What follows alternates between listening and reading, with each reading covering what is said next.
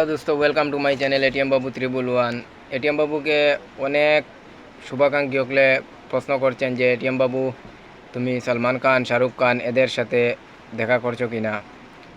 হ্যাঁ, এটিএম বাবু আগে বারবার ওনাদের সাথে গিয়ে সাক্ষাৎ করেছি, কিন্তু এখন আর সাক্ষাৎ করার জন্য ওদের কাছে যেতে হয় না, উল্টা ওরাই আমার কাছে আসে।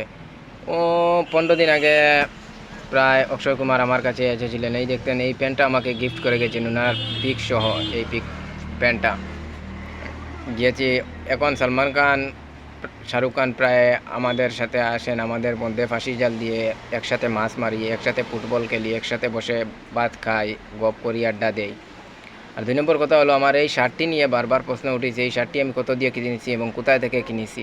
এটা আমি কানাডা থেকে কিনেছি। এটার দাম প্রায় 82 লক্ষ টাকার মতন হয়েছে। এই জন্য এটা একটু একটু চিত্রি পড়ে গিয়েছে, কুচকুচ হয়ে গিয়েছে।